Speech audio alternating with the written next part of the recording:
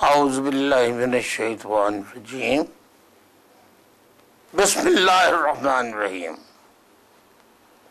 वाजिबुल एहतराम बुजुर्गों, मेरी माँ, बहनों, अजीज तहरीकी साथियों, वो साथी जो साबित कदम है तमाम तर कड़े और मुश्किल हालात में, आज भी तमाम तर मसाइल झेलने के बावजूद आज तक अपने नजरिए से जुड़े हुए हैं और साबित कदम है। तमाम उनके साथ तमाम शोबाजात, यूथ विंग और जितने भी शोबाजात हैं, उनके जो वफादार साथी हैं, उनसे और पूरे पाकिस्तान के हक परस्त और मजलूम अवाम से, दानिश्वरों से, लिखारियों से, सहाफियों से, कलमकारों से, अदीबों से, डॉक्टरों से मुखातिब हूं और जिंदगी अदीबों से मुखातिब हूं, शायरों से मुखातिब हूं, फनकारों से मुखातिब हूं, खिलाड़ियों से मुखातिब हूं, फनकाराओं से मुखातिब हूं।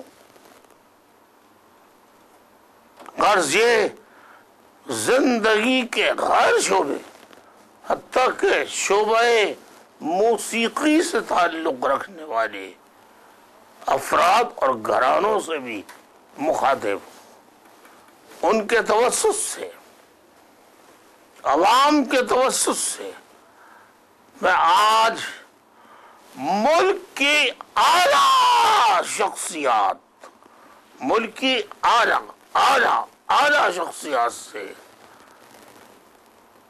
मुखातिब हो रहा हूं। मैं मोहतरम, सबसे पहले मोहतरम इज्जत माब सदर ममलिकत से मुखातिब हूं, ममनून साहब। मैं मोहतरम मुल्क के मुंतखब वजीर आजम मियां मोहम्मद नवाज शरीफ साहब से मैं मुखातिब हूं।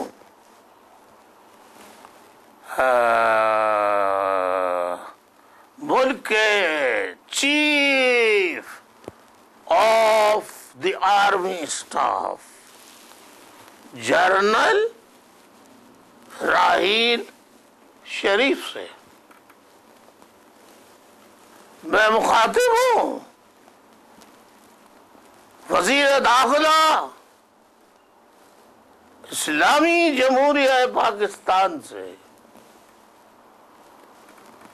जिनका नाम चौधरी निसार है, मैं मुखातिब हूं। वजीर दिफा से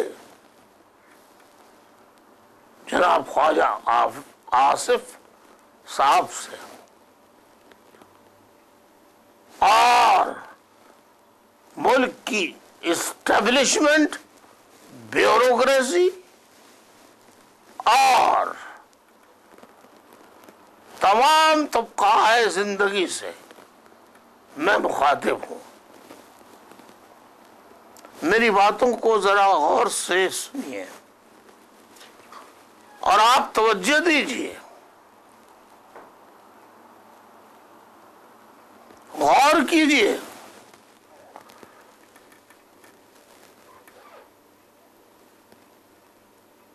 मैं आपसे दो सवाल करता हूं, ये मैं कर चुका हूं लेकिन आज फिर कर रहा हूं। आज फिर ये सवाल कर रहा हूं, आप मुझे जवाब दीजिए कि पाकिस्तान मुर्दाबाद कहना ज्यादा बुरी खनावनी बात है या पाकिस्तान तो देना ज्यादा बुरी बात है? क्या दोनों की सजा कोई दुनिया की अदालत बराबर करार दे सकती है? क्या इक्वल करार दे सकती है? मैं आज पाकिस्तान के अवाम को बताना चाहता हूं, एक तरफ हमारे खिलाफ ऑपरेशन 19 जून 1992 से जारी है, जो आज तक खत्म नहीं हुआ। जैनापुर का इल्जाम लगाया गया, राव का इल्जाम लगाया गया, भारतीय एजेंट होने का इल्जाम लगाया गया और आज तक लगाया जा रहा है। जिन्होंने कहा हम भारत के टैंकों पे बैठ के आएंगे, वो आज मजे से हैं। जिन्होंने कहा 20,000 आवाम को जमा कर लो, ए जर्नैलों का पेशाब निकल जाएगा, वो मजे से हैं, वो वफादार हैं। और जिन्होंने कहा गिद्धों की तरह ये फौज के लोग, मैं तो एस्टेब्लिशमेंट कह रहा हूं, लेकिन ये फ्लोर पे कहा, एक अहम पाकिस्तान के ओहदेदारों ने गिद्धों की तरह मुल्क को नोच रहे हैं, खा रहे हैं मुल्क को। फिर एक ने कहा असेंबली फ्लोर पे, मैं पाकिस्तान जिंदाबाद नहीं कहूंगा, अगर एक भी पख्तून मारा गया तो, और जो पख्तून कहेगा मैं उसे बेगैरत पख्तून करार दूंगा। किसी के खिलाफ कोई आवाज कहीं से नहीं उठाई गई, किसी का कलाम हरकत में नहीं आया। हरकत में आया तालिबान के लिए, अल-कायदा के लिए, हत्ता के दाइश के लिए भी।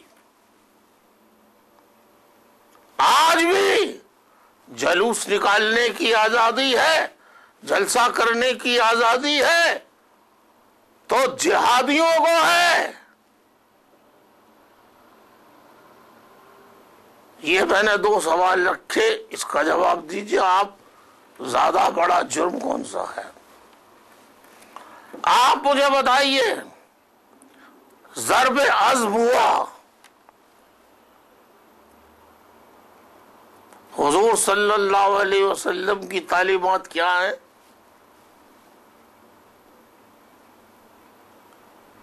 क्या तालीमात है? जो काम नेकी का करो, जिसका आगाज करो, पहले अपने घर से करो। आइए पाकिस्तान के लोगों में आपको बताता हूं कि जैसे ये 2 चीजों को, जैसे ये टेलीफोन है, टेलीफोन, और ये रिकॉर्डिंग मशीन है, इसका फासला अगर आप इतना कर ले तो ये ISI इंटर सर्विसेज इंटेलिजेंस की एजेंसी का मरकजी दफ्तर है आप पारा में, और ये लाल मस्जिद है। तो लाल मस्जिद को हाथ नहीं लगाया और पहुंच गए सफाई करने वजीरिस्तान। आज तक लाल मस्जिद, मस्जिद हफ्जा कैसे कायम है? उनके मौलवी जो बुर्का पहन के भागे थे, उन्हें आज तक क्यों गिरफ्तार नहीं किया गया? 6 से ज्यादा SSG कमांडोज लाल मस्जिद के दहशतगर्दों ने मारे। उन्हें क्यों नहीं पकड़ा गया? ताल मस्जिद नमाज गाह होती है, इबादत गाह होती है, नमाज पढ़ने की जगह होती है, वहां पे गोलियां चलाई जाती है क्या? क्यों नहीं ताला डाला गया? ये तीसरा सवाल है मेरा। मैं अब बात को मुख्तसर करके सदर ममलिकत, चीफ ऑफ आर्मी, वजीर आजम Pakistan, chief of army staff Chaudhry, वजीर दाखिला चौधरी निसार साहब और वजीर दिफा ख्वाजा आसिफ और दीगर लोगों से और फौज के तमाम यानी स्टैब्लिशमेंट के तमाम शोबाजात, ब्यूरोक्रेसी के तमाम शोबाजात के जिम्मेदारों से ये कहता हूं, आप मुझे इसका जवाब दीजिए कि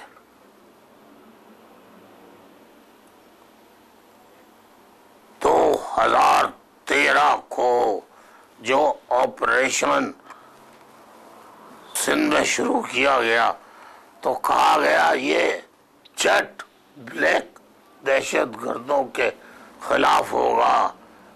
आप सब अपने दिल पर हाथ रख के बताइए, आप सब कुरान मजीद पर आप हाथ रख के बताइए कि ये ऑपरेशन किसकी तरफ टारगेट हुआ।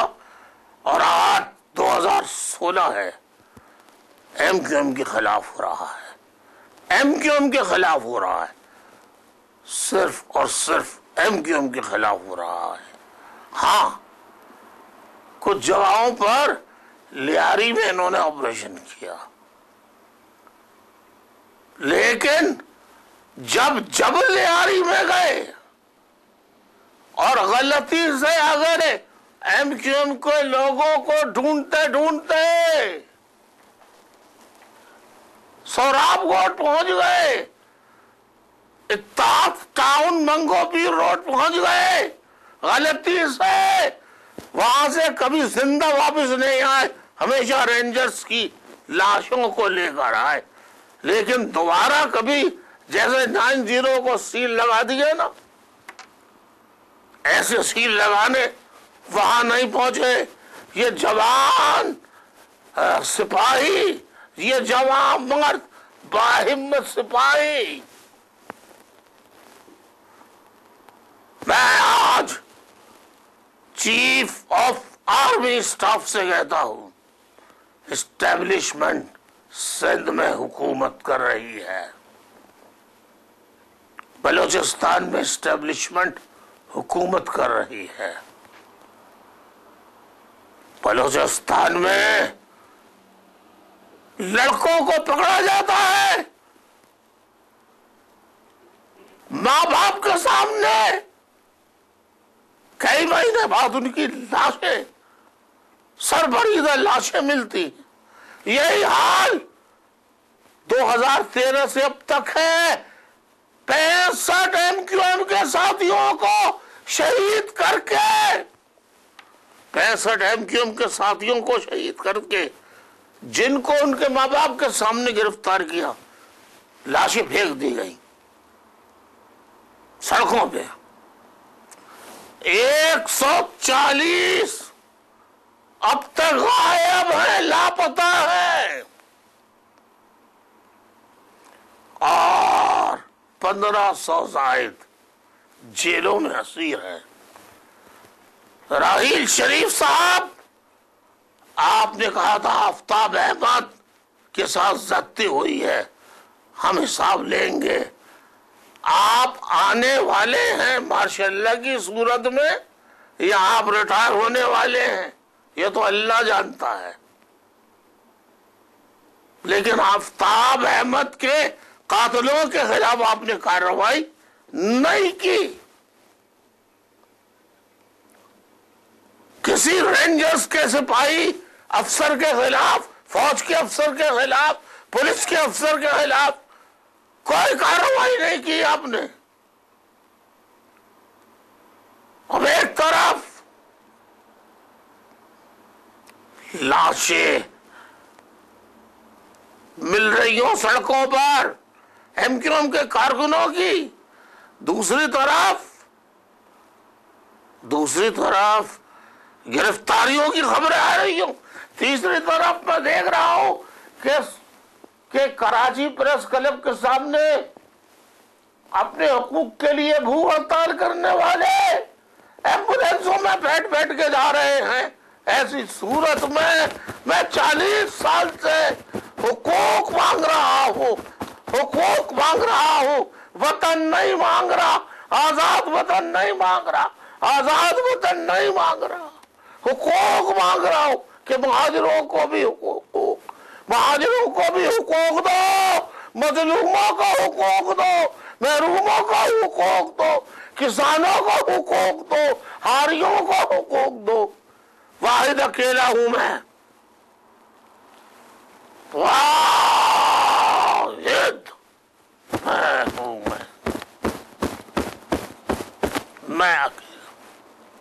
मैं अकेला तो ये जद्दोजहद कर रहा हूं। 26 साल से मैं जिला वतन हूं। मैंने एक दिन के लिए तहरीक, एक सेकंड के लिए तहरीक न छोड़ी,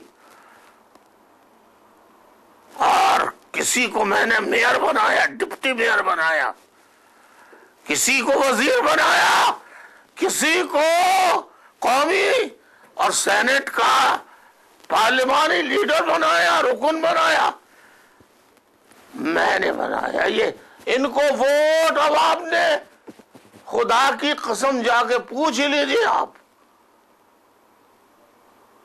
अल्ताफ हुसैन के नाम पे दिए थे या जो मुंतखब होके असेंबलियों में, सेनेट में, सुबह असेंबली में पहुंचे इनके नाम पे दिए थे। मैं आवाम से भी कहता हूं, पूछो, आवाम पूछो इनसे, तुम्हें वोट फारूक सत्तार ने दिलवाए थे, कमालू ने दिलवाए थे, या अल्ताफ हुसैन के नाम पे तुमने वोट दिए थे? मैंने कहा तुमने कौम ने तुम्हें अमानत दी, अब कौम की अमानत लौटाओ।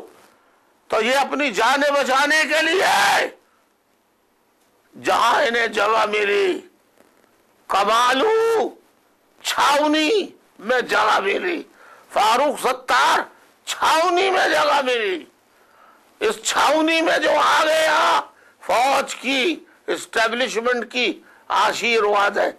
यहां कुछ नहीं कहा जाएगा, चोर आए, डाकू आए, किडनैपर आए, किलर आए, टारगेट किलर आए, दुनिया का बड़े से बड़ा स्मगलर आ जाए, उसे कुछ नहीं कहा जाएगा। आइए, चीफ ऑफ आर्मी स्टाफ, आज 4 तारीख हो गई, 25-26 दिन रह गए हैं। मुझे नहीं मालूम आप रहेंगे या नहीं। ये दुनिया तो रहेगी, अल्लाह तो रहेगा, हमेशा रहेगा, हमेशा से हमेशा रहेगा। और अल्लाह की रात बेहतर इंसाफ करने वाली है। राहील शरीफ, जनरल राहील शरीफ, मैं आपसे पूछता हूं, कराची, जामिया कराची का प्रोफेसर, 75 साल डॉक्टर, फिलोसफर हसन जफर आरिफ, जिसने लाखों तालिबे इल्म को तालीम के जेवर से आरास्ता किया, जो दानिश्वर भी है, जो शायर भी है, जो अदीब भी है, फिलोसफर भी है, जो तारीखदा भी है, उसका क्या कसूर था? आप मुझे बताइए ना। राहिल शरीफ साहब बताइए, उसका कसूर यही था ना, उसने वो अल्ताफ हुसैन के साथ था। लेकिन 22 अगस्त को मैंने तकरीर की थी जिसमें कहा था पाकिस्तान मुर्दाबाद।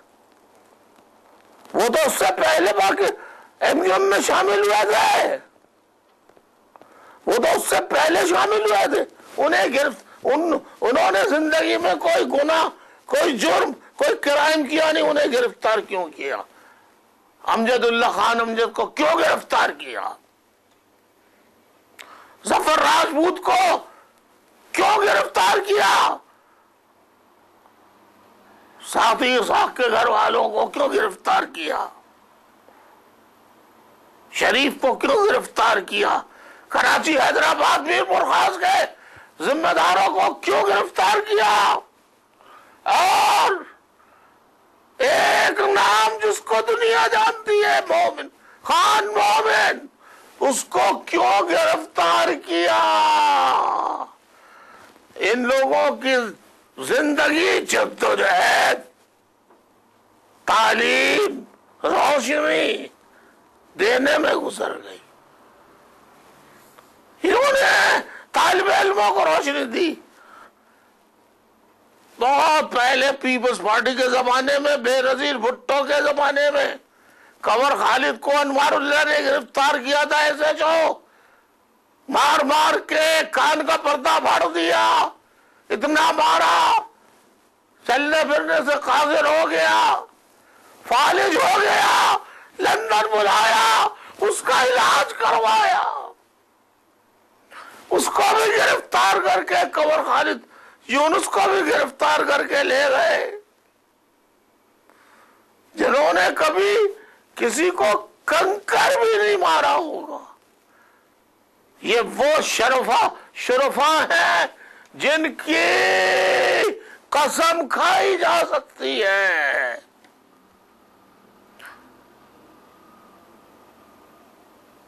चीफ ऑफ आर्मी स्टाफ किस जुर्म में इनको गिरफ्तार किया? ये कि ये अल्ताफ हुसैन के साथ है। मैं कहता हूं आप इनको छोड़ दीजिए, ये कहकर कि छोड़ दो अल्ताफ हुसैन को।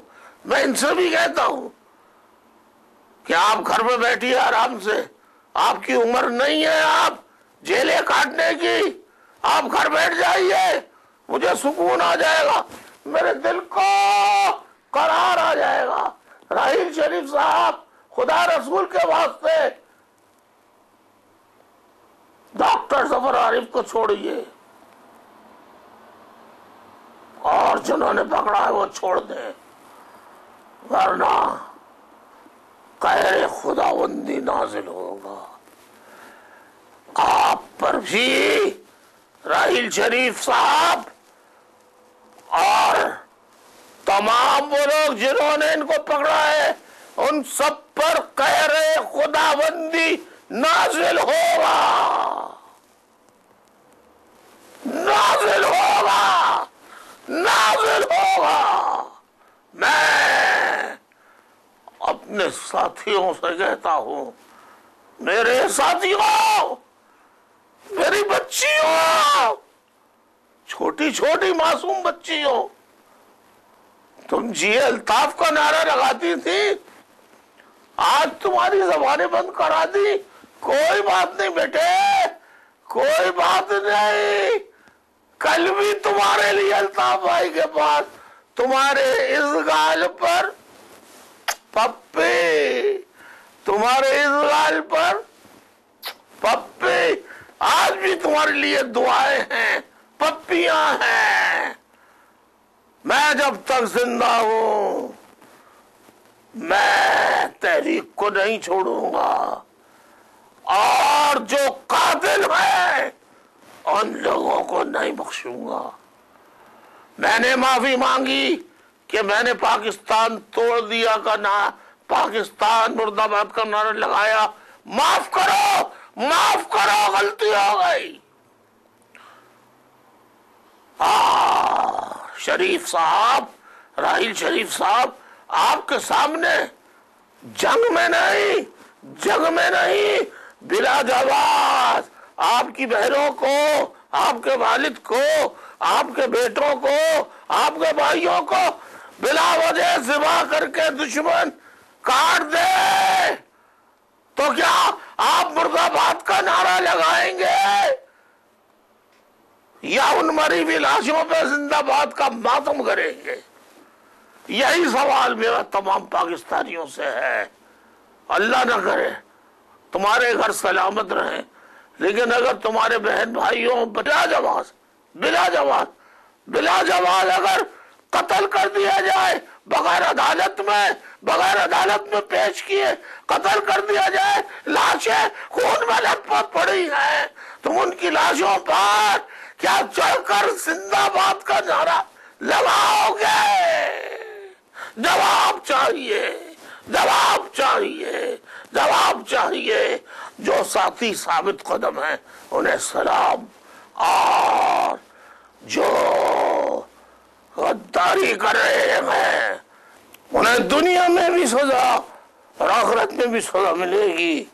ना वो वहां चैन से बैठ सकेंगे, वो ना यहां बैठ सकेंगे। मेरे साथियों, मैं ये कहना चाहता हूं, अगर मैं मर गया तो याद रखो, मेरी वसीयत को लिख लेना। आज के दिन के हिसाब से, आज जुमे का दिन है, 4 नवंबर 2016 है। 4 नवंबर 2016 है। आज 2016 है सन, और तारीख है, जुमे का दिन है, तारीख है 4 नवंबर 11वां महीना और 2016। तो आज की तारीख लिख लेना और इसको मेरी वसीयत में लिखना। और अगर मैं मर भी जाऊं तो जिन लोगों ने मेरे साथियों को शहीद किया है, जिन लोगों ने मेरे साथियों के साथ बेवफाई गद्दारी की है, उनकी मुखबरियां करके उन्हें शहीद करवाया है, तो ये तुम पर वाजिब होगा, जब भी तुम्हें अल्लाह ताला मौका दे, कानून और आईन के मुताबिक उनसे जरूर एक एक जुल्म का हिसाब लेना, एक एक जुल्म का हिसाब लेना, एक एक जुल्म का कानून और आईन के मुताबिक हिसाब लेना, एक एक जुल्म का कानून और आईन के मुताबिक हिसाब लेना। आज का पैगाम इतना ही है। बहुत बहुत शुक्रिया। सलाम अलैकुम।